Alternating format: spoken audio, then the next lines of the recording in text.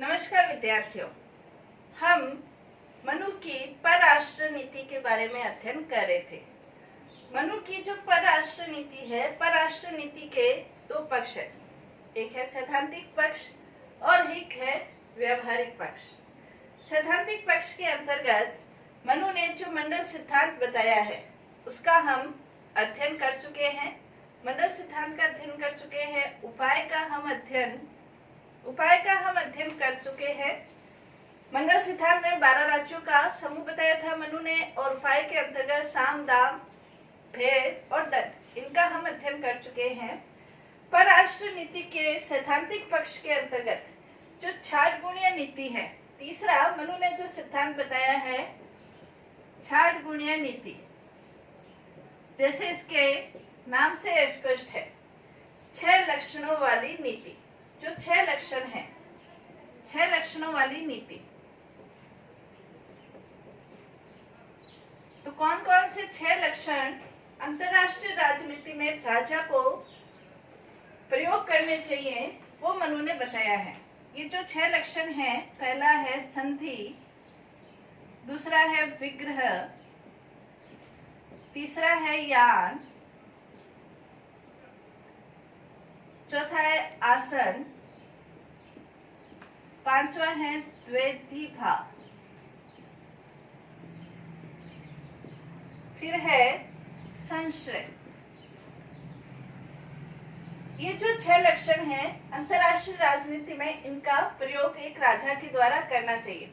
जैसे संधि है, संधि का तात्पर्य यह है कि भविष्य के अंतर्गत राजा को किसी दूसरे राज्य से यदि कोई लाभ की आकांक्षा करनी है, उससे कोई लाभ प्राप्त हो सकता है, तो उस राज्य से संधि यानी कि मित्रता कर लेनी चाहिए। तो संधि को भी मनु ने 2 भागों में विभाजित किया है, एक है समान कर्मा संधि और दूसरी है असमान कर्मा संधि। जब 2 समान राज्यों के बीच संधि है तो उसे समान कर्मा संधि कहा है। जब एक राजा शक्तिशाली है और एक राजा थोड़ा निर्बल है तो उस संधि को असमान कर्मा संधि कहा है। दूसरा मनु ने विग्रह, विग्रह का मतलब, विग्रह और यान दोनों का मतलब युद्ध या आक्रमण से ही है। जो यान है वो विग्रह से थोड़ा उच्च क्वालिटी का है। विग्रह का मतलब, इसको भी 2 भागों में विभाजित किया है, स्वयंकृत और मित्रकृत। स्वयंकृत, जब राजा स्वयं के लिए विग्रह का प्रयोग करता है। विग्रह का यहाँ पे मतलब है जब राजा को ये लगता है कि अमुक जो राज्य है उसकी परिस्थितियां उसके अनुकूल नहीं है और ऐसे राजा को पराजित किया जा सकता है, तो उसे उसके ऊपर युद्ध करके, उसे पराजित करके उस पर विजय प्राप्त कर लेनी चाहिए। जब राजा स्वयं के लिए ऐसा करता है तो उसे स्वयंकृत विग्रह कहा है। जब राजा मित्र के कहने पर ऐसा करता है तो उसे मित्रकृत विग्रह कहा है। तीसरा यान, यान का आक्रमण भी, यान का मतलब भी आक्रमण होता है। इसे भी 2 भागों में, स्वयंकृत और मित्रकृत, ये 2 भागों में विभाजित किया है। यान, जब दूसरे राज्य की परिस्थितियां विपरीत हो। यहाँ पे जो यान का मतलब है वो ये है कि जब राजा को ऐसा महसूस हो कि अमुक जो राज्य है उस पर आक्रमण करने से विजय 100% निश्चित है, तो ऐसे राज्य पर बिना किसी देरी किए हुए तुरंत आक्रमण करके उसे अपने पक्ष में कर लेना चाहिए, उस पर विजय हासिल कर लेनी चाहिए। स्वयंकृत, जब राजा स्वयं आक्रमण करता है। मित्रकृत, जब मित्र के कहने पर आक्रमण करता है तो उसे मित्रकृत। आसन का मतलब, कोई जरूरी नहीं है कि हमेशा सारी परिस्थितियां एक राजा के पक्ष में ही हो। इसलिए कई बार ऐसा होता है कि राजा के स्वयं के लिए भी कई बार परिस्थितियां विपरीत हो जाती है। हो सकता है प्रजा उससे असंतुष्ट हो सकता है कि मंत्री वगैरह असंतुष्ट हो सकता है पोस्ट थोड़ा ऊपर नीचे हो, या हो सकता है सेना के संबंध में कुछ स्थिति सही नहीं हो। तो ऐसी स्थिति में जब राजा स्वयं को शक्तिशाली नहीं समझे, तो उस समय मनु ने ये कहा है कि राजा को आसन का प्रयोग करना चाहिए।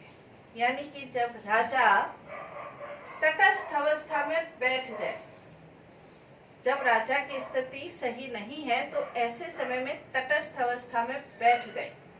और इसे भी दो भागों में प्रथम आसन द्वितीय आसन कहा है। जब राजा की स्वयं की परिस्थितियां नहीं हो तो प्रथम आसन, द्वितीय आसन का मतलब जब मित्र राज्यों की परिस्थितियां अनुकूल नहीं हो तब उसे मित्र आसन भी कहा है। ऐसे तटस्थ रहकर राजा अपनी शक्ति में वृद्धि करे और आने वाले समय में राजा दूसरे राज्यों के ऊपर आक्रमण कर दे, तो ये द्वितीय आसन। द्वैधी भाव जैसे इसका मतलब है दो तरह के भाव, उसके लिए मनु ने ये कहा है, दो तरह के भाव के लिए मनु ने ये कहा है कि जब कोई शत्रु देश का राजा राज्य पर आक्रमण कर दे तो राजा को सेना को दो भागों में विभाजित कर दिया जाना चाहिए। दो तरह के भाव, यानी कि सेना को दो भागों में विभाजित कर दे। एक जो सेना का भाग है वो सेनापति के अधीन लड़ते हुए शत्रु पक्ष का सामना करे, और दूसरा भाग राजमहल में किले में राजा के अधीन रहते हुए दूसरे राज्यों से मित्र राज्यों से मदद या सहायता लेकर शक्ति अपनी और ज्यादा अर्जित करे ताकि शत्रु पक्ष पर विजय हासिल हो सके। तो ये दो तरह के भाव। नेक्स्ट है संश्रय, यानी कि आश्रय लेना। जब राजा को ये लगता है कि उसकी शक्ति थोड़ी कम हो रही है तो मनु ने उसे सुझाव दिया है कि राजा को ऐसे समय में अपने से शक्तिशाली राज्यों का आश्रय ले लेना चाहिए ताकि उसकी शक्ति में और ज्यादा वृद्धि हो। तो उसे मनु ने संश्रय कहा है। तो मनु ये कहता है कि अंतर्राष्ट्रीय राजनीति में जो भी आवश्यक हो, जिस सिद्धांत की भी आवश्यकता हो, उसे उस समय पर प्रयोग करना चाहिए। ये मनु की 6 गुणीय नीति थी। तो इसके अंतर्गत हम देखते हैं 6 गुणीय नीति में 6 लक्षणों वाली ये नीति है। ये जो 6 लक्षणों वाली नीति है ये सैद्धांतिक पक्ष है। परराष्ट्र नीति के अंतर्गत मंडल सिद्धांत, उपाय और 6 गुणीय नीति, ये सैद्धांतिक पक्ष। मनु ने अंतर्राष्ट्रीय राजनीति के अंतर्गत व्यावहारिक पक्ष का भी उल्लेख किया है। व्यावहारिक पक्ष के अंतर्गत हम देखते हैं दूत व्यवस्था, गुप्तचर व्यवस्था,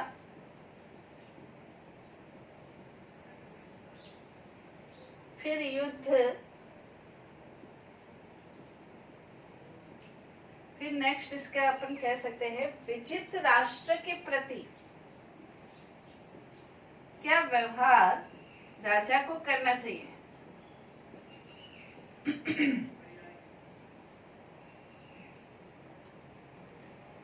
विजित राष्ट्र के प्रति राजा को क्या व्यवहार करना चाहिए, तो ये व्यवहारिक पक्ष है।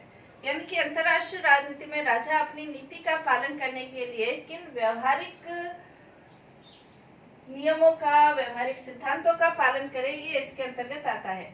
दूत व्यवस्था के अंतर्गत सबसे पहले हम ये देखें कि जो दूत है उसकी योग्यता क्या होनी चाहिए। एक राज्य का दूसरे राज्यों में जो अधिकारी नियुक्त किए जाते हैं, वो अधिकारी जो राजा का संदेश दूसरे राज्यों तक पहुंचा सके, उसे दूत कहा है। दूत की क्या योग्यता होनी चाहिए, उसके लिए मनु ये कहता है कि जो दूत है वो सबसे पहले मनोवैज्ञानिक होना चाहिए। यानी कि दूसरे के हाव भाव को देखकर, उसकी चेष्टाओं को देखकर, उसके इशारों को देखकर उसके भावों का पता लगा सके, मनोवैज्ञानिक होना चाहिए। उसे वाक्पटु होना चाहिए, बोलने में चतुर होना चाहिए, वाक्पटु होना चाहिए, निर्णय करने में सक्षम होना चाहिए। किसी भी परिस्थितियां ऐसी आ सकती है कि तुरंत निर्णय की आवश्यकता होती है, तो निर्णय करने में चतुर होना चाहिए। इसी प्रकार शुद्ध हृदय होना चाहिए, शुद्ध हृदय होना चाहिए, व्यसन रहित। किसी भी प्रकार का व्यसन यानी कि दुर्गुण, जैसे मदिरा पान है या इस तरह का कोई दुर्गुण उसके अंतर्गत नहीं होना चाहिए। गणितज्ञ होना चाहिए, कुलीन होना चाहिए, पढ़ा लिखा शास्त्रों का ज्ञाता होना चाहिए। ऐसे व्यक्ति को दूत बनाया जाना चाहिए। मनु ये कहता है कि जो दूत है उसकी महत्वपूर्ण भूमिका होती है दूसरे राज्यों के साथ संबंध स्थापित करने में। एक दूत है, दूत दूसरे राज्यों के अमित्रतापूर्ण संबंध है उसको मित्रता में परिवर्तित कर सकता है अपनी योग्यता के बल पर। और यदि दूत उच्च क्षमता वाला है तो अमित्रतापूर्ण संबंधों को मित्रतापूर्ण और मित्रतापूर्ण जो संबंध है उसको अमित्रता में भी परिवर्तित कर सकता है। राजा का प्रतिनिधित्व दूसरे राज्यों में दूत के माध्यम से ही होता है। इसके अलावा उस राज्य की जो व्यवस्था है उसका भी दर्शन राजा को दूत के माध्यम से ही प्राप्त होता है। तो दूत की नियुक्ति करते समय राजा को इन बातों का ध्यान रखना चाहिए, ये मनु कहता है। फिर है गुप्तचर व्यवस्था। विभिन्न प्रकार के गुप्तचरों की नियुक्ति करनी चाहिए। गुप्तचरों के दो महत्वपूर्ण कार्य हैं। अपने राज्य के अंतर्गत राजा के प्रति क्या विचार चल रहे हैं, राजा के बारे में जनता क्या सोचती है, उसके अधिकारी कर्मचारी क्या सोचते हैं, ये बात राजा तक पहुंचाना। दूसरा उनका कार्य एक राज्य में दूसरे राज्यों के जो गुप्तचर है उनका पता लगाना और कुछ अपने राज्य के जो गुप्तचर है दूसरे राज्य की सूचनाओं को राजा तक पहुंचाना। ये सब गुप्तचरों के कार्य है। मनु ने गुप्तचरों की कुछ प्रकार भी निर्धारित किए हैं। गुप्तचरों के कुछ प्रकार निर्धारित किए हैं, जैसे कापाटिक, उदासित, गृहपति, व्यापारी, तापस, ये 5 प्रकार निर्धारित किए हैं। मनु ये कहता है कि जो छल कपट में पूर्ण है ऐसे व्यक्ति को कापाटिक गुप्तचर कहा है। दूसरे उदासित, जो कि संन्यास ग्रहण किए हैं लेकिन संन्यास ग्रहण करने के बाद वापस वो गृहस्थ में आना चाहते हैं, तो ऐसे व्यक्ति संन्यास रूप में रहते हुए गुप्तचर का कार्य करे। गृहपति, जो कि किसान के वेश में रहते हुए गुप्तचर का कार्य करे। व्यापारी, जो व्यापार करते हुए गुप्तचर का कार्य करे, उसे व्यापारी कहा है। तापस, जो तपस्वी के भेष में रहते हुए गुप्तचर का कार्य करे। ये 5 प्रकार उसने निर्धारित किए हैं। किसी भी देश की जो व्यवस्था है, मनु ये कहता है, उसमें गुप्तचरों का बहुत अहम रोल होता है। प्रजा, मंत्री, कर्मचारी, अधिकारी की सारी सूचना राजा को गुप्तचरों के माध्यम से प्राप्त होती है। इसलिए गुप्तचर व्यवस्था सही, सटीक, सजग होनी चाहिए। नेक्स्ट मनु ने इसका व्यवहारिक पक्ष बताया है, युद्ध। युद्ध के विषय में मनु के ये विचार हैं कि जो युद्ध है वो अंतिम उपाय के रूप में ही प्रयोग किया जाना चाहिए, क्योंकि युद्ध से राजा का भी, जो विजित राजा है उसका भी नुकसान होगा और जो हारा हुआ राजा है उसका तो नुकसान खैर होता ही है, लेकिन विजित राजा को भी अपने धन और जन की हानि उठानी पड़ती है। इसलिए राजा को जहां तक हो सके युद्ध से बचने का प्रयास करना चाहिए और अंतिम उपाय, जो चौथा उपाय है, उसके रूप में ही मनु ने युद्ध का प्रयोग किया है। मनु ये कहता है कि युद्ध 2 प्रकार के हो सकते हैं, धर्म युद्ध और कूट युद्ध।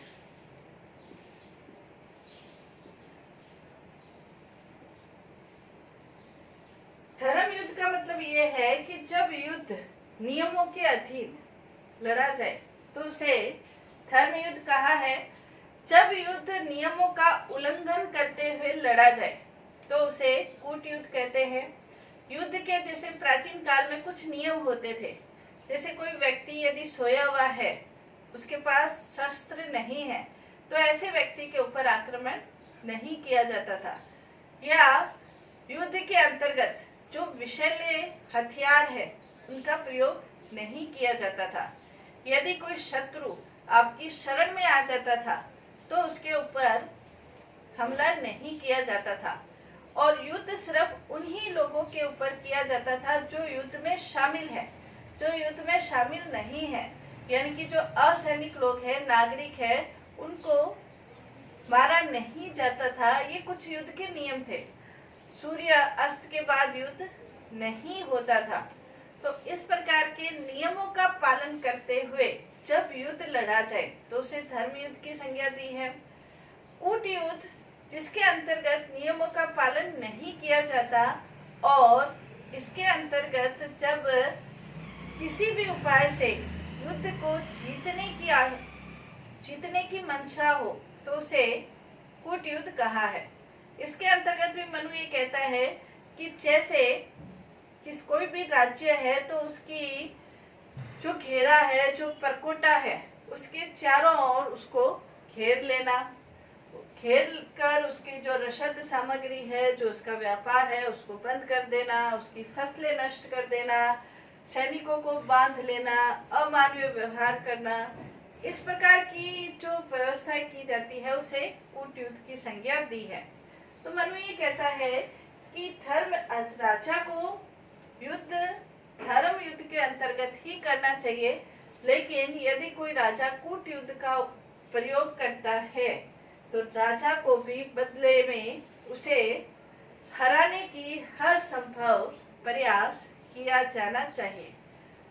विजित राज्यों के मनु ये कहता है कि युद्ध के बाद जब दूसरे राज्यों को अपने पक्ष में कर लिया जाता है या उसके ऊपर विजय प्राप्त हो जाती है, तो उसके लिए भी किस प्रकार के नीति अपनानी चाहिए, ये इसका भी मनु ने उल्लेख किया है। यानी कि विजित राष्ट्रों के साथ किस प्रकार का व्यवहार करना चाहिए।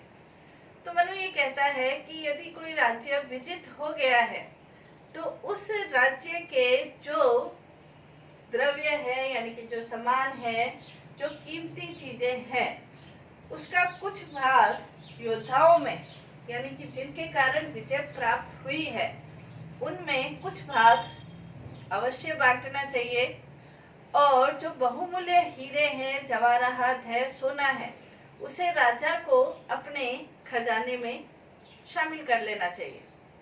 दूसरा मनु ये कहता है कि जो विजित राज्य है वो भविष्य में आपका कृतज्ञ रहे, इसके लिए आवश्यक है कि वहीं के ही किसी व्यक्ति को, राजवंश से संबंधित व्यक्ति भी हो सकता है, वही जिसके प्रति प्रजा में आदर सम्मान की भावना है, वहीं के ही किसी व्यक्ति को राजा बना दिया जाना चाहिए, ताकि वहां की प्रजा को कोई परायापन महसूस नहीं हो। तीसरा उसने कहा कि राजा को ये घोषणा कर देनी चाहिए विजित राज्य में कि आप लोगों को किसी भी प्रकार के घबराने की कोई आवश्यकता नहीं है, आप अपना कार्य सुचारू रूप से संपन्न करें, यहाँ पर आपके साथ किसी प्रकार का कोई अन्याय नहीं होगा, इस प्रकार की घोषणा कर देनी चाहिए। फिर मनु ने यह बताया कि राजा को विजित राष्ट्र के साथ उसके जो धार्मिक नियम है, परंपराएं हैं, उसमें किसी भी प्रकार की कोई छेड़छाड़ नहीं करनी चाहिए, और विजित राज्य के साथ एक गुप्त समझौता होना चाहिए कि भविष्य में वो आपके साथ किस प्रकार का व्यवहार, मतलब सहायता या उसे धन की सहायता या सैनिक सहायता, ये व्यवहार एक समझौता उसे अवश्य लिखित रूप में कर लेना चाहिए, ताकि भविष्य में भी वो राजा सदैव आपके लिए ही कार्य करे, इस प्रकार का प्रयास करना चाहिए। तो ये विजित राष्ट्र के साथ राजा को व्यवहार करना चाहिए। तो मनु ये कहता है कि अंतरराष्ट्रीय राजनीति के क्षेत्र में जो सैद्धांतिक पक्ष है और व्यवहारिक पक्ष है, उन सैद्धांतिक और व्यवहारिक पक्षों के माध्यम से अंतरराष्ट्रीय राजनीति में राजा का ये पूरा प्रयास होना चाहिए कि शक्ति संतुलन उसके पक्ष में रहे और जो शत्रु राज्य है वो सक्रिय नहीं हो पाए। साथ ही उस जमाने के अंतर्गत जब मनुस्मृति को ये माना जाता है कि मनुस्मृति एक धर्म शास्त्र है, मनुस्मृति के अंतर्गत अंतरराष्ट्रीय राजनीति से संबंधित इस प्रकार की नीतियों का, इस प्रकार की विधियों का प्रयोग वास्तव में मनु की दूरदर्शिता को बताता है। धन्यवाद।